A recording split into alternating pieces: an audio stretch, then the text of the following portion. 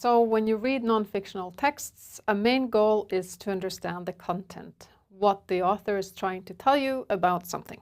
And in this video, I will say something about finding the message first, but because the message is often conveyed by the author using different modes of persuasion, meaning different techniques to make you believe the message, I will always also say something about ethos, pathos, and logos, which we refer to as rhetorical appeals. So, when you read a text, you are trying to find the main message. And sometimes you read two texts about the same topic, and you're trying to find how the arguments differ or how the author uses different ways to convince you of something. And when you're trying to find the main message of a text, keep in mind a few things. One, what is the purpose of the text you have in front of you? Is it to inform you, to simply give you facts about something, or is the purpose to persuade you into something? Is the author trying to convince you to believe in something or to change your mind even on something? Understanding the purpose of the text can often help you understand the content better. Then, when it comes to finding the main arguments of the text, the main points, a helpful thing here is to understand that a good writer often writes with separate paragraphs, and that each paragraph contains a main idea or a main topic. And if the author is really good, this argument, this main idea, will often be placed in the first sentence of the paragraph. This is good news for us because sometimes we can run through an article or a text and find the main arguments or ideas in the first sentence of each paragraph. And you will learn more about this later in our writing course. But for now, it is helpful to know that each paragraph is a thought unit and usually contains one topic or a central idea placed in the first sentence. A third thing to keep in mind when you read texts where the author is trying to convince you of something is whether or not you find the text to be convincing. Do you believe the author?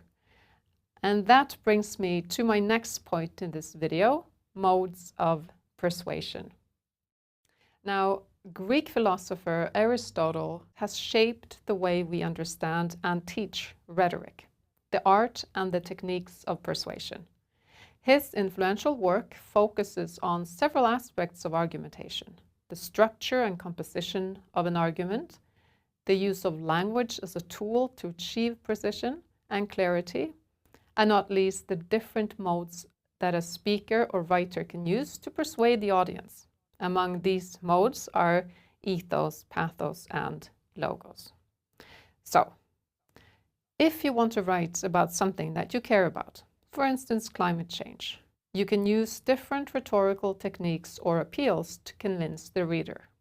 Often you combine these and sometimes not. You will see these persuasive modes in writing, but also in speeches and often in commercials.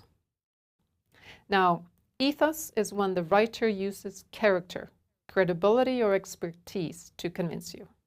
And the goal is that you trust the author or the speaker. Now, usually it creates trust when the speaker is admired or educated or has a career or life experience that gives credibility. A classic example is this one. I have spent the last 5 years of my life studying glacier change in the Canadian Arctic as part of my PhD.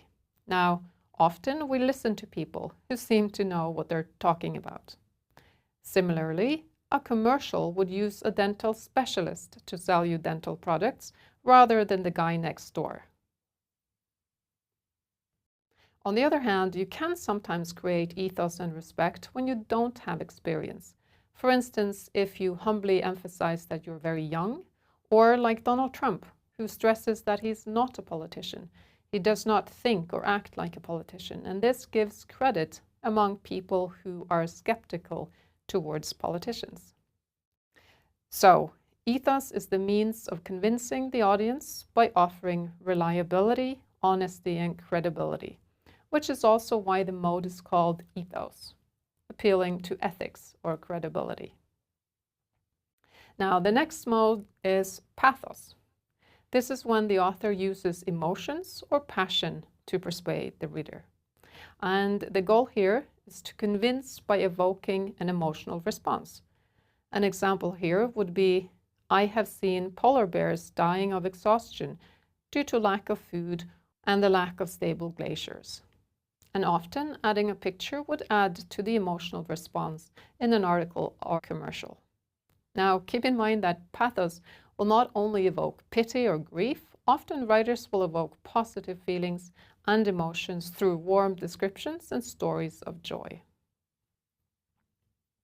Now, the last and very effectful and often necessary rhetorical appeal is logos. And this is when the author uses logical reasoning and evidence to persuade. Often this means referring to statistics or facts or figures. Our friend writing about climate change would then refer to solid research results, followed by logical reasoning. Now, before I end this talk, remember that writers often combine these three techniques of persuasion. As the last example, I want to show you a rhetorical work of art. It is Greta Thunberg's speech to world leaders at a UN climate session in 2019. Take a look at how she combines ethos, pathos, and logos in her speech. So, to sum up, when reading nonfiction, our main goal is to evaluate content. You're trying to find the main message and main arguments. At the same time, it is important that you can identify what rhetorical appeals are used to make you believe that message. And hopefully, you've picked up some ideas on how you can write and persuade your readers in the future.